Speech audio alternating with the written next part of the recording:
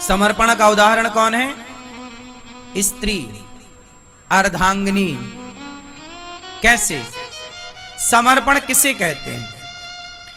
समर्पण कहते हैं कि सामने वाले की खुशी में खुश रहना और दुख में दुखी रहना।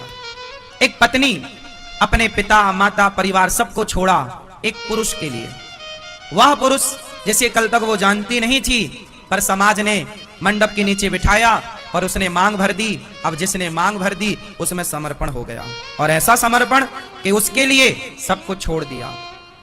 उसकी खुशी मेरी खुशी, उसका दुख मेरा दुख, उसकी माँ मेरी माँ, उसका बाप मेरा पिता, उसका भाई मेरा छोटा भाई देवर, उसकी भाभी मेरी बहन, अपने सगी बहन, अपनी माँ बाप सबसे दूरियां, मेरा त्याग, मेरे परिवार का, यहां तक कि मेरा नाम खत्म, मेरा गोत्र खत्म। पति के गोत्र से मैं जानी जाऊंगी, पति के नाम से पहचानी जाऊंगी। पति जो नाम देगा आज से मेरा वो नाम होगा। अपना नाम छोड़ती है, अपना गोत्र। कल तक इसका गोत्र अलग था, पिता का गोत्र चलता था। शादी हुई, पति का गोत्र आया, पति के गोत्र से पहचानी जाऊंगी। पेट मेरा होगा, कोख मेरी होगी, दर्द मुझे होगा, पीड़ा मुझे होगी, पर जो औलाद होगी वो अपने पिता के नाम से जाना जाएगा। समर्पण एक पत्नी का जो होता है ना पति के लिए, ऐसा समर्पण जैसे एक पत्नी अपने पति के लिए सब छोड़ती है और पति की होती है।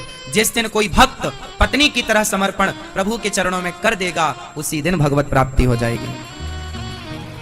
समर्पण की प्रतिमूर्ति नारी है। और भी हो सकता है उदाहरण, पर मुझे नारी से बढ़िया समर्पण किसी का लगा नहीं। आपको लगा हो तो आप जानो, पर जो मैं आत्मचिंतन करता हूं, मंथन करता हूं, उसे मुझे पकड़ में तो केवल स्त्री आई।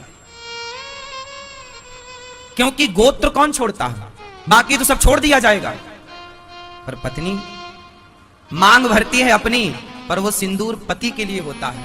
मंगलसूत्र पहनती अपने गले में, पर वो मंगलसूत्र पति के लिए है। मेहंदी रचाएगी अपने हाथ में, पर वो मेहंदी रचाएगी पति के लिए। चूड़ी पहनेगी अपने हाथ में, पर चूड़ी पहनेगी पति के लिए। श्रृंगार करेगी अपना, पर होगा पति के लिए। व्रत करती है, करवा चौथ करती है, अन्य व्रत, पर पति की लंबी उम्र के लिए, खुद की लंबी आयु के लिए कौन स्त्री व्रत करती है कि मैं लंबी आयु वाली बनूं? खुद की लंबी आयु के लिए स्त्रियां इतने व्रत करती हैं। स्त्रियां व्रत करती हैं बेटे की लंबी आयु के लिए, स्त्रियां व्रत करती हैं पति की लंबी आयु के लिए। एक आध व्रत अपनी लंबी आयु के लिए कर लें? नहीं, हर स्त्री भगवान से यही मांगती है कि हे प्रभु, मेरे पति से पहले मेरी मृत्यु होनी चाहिए। ये केवल स्त्री मांग सकती है। इससे बड़ा समर्पण क्या है कि मेरी आयु मेरे पति से कम हो। मैया जब तक जीऊं मैं सुहागन रहूं। हाँ, तो कितनी स्त्रियां चाहती हैं कि मैया जब तक जीऊं मैं सुहागन रहूं, मुझको इतना तू वरदान दे।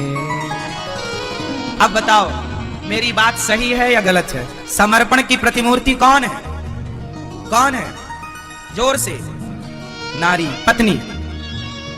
सही है या गलत?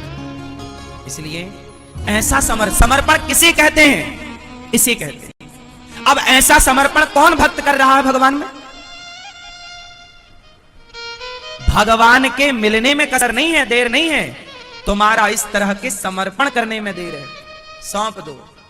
अब सौंप दिया इस जीवन का सब भार तुम्हारे हाथों में है, जीत तुम्हारे हाथों में और हार तुम्हारे हाथों में।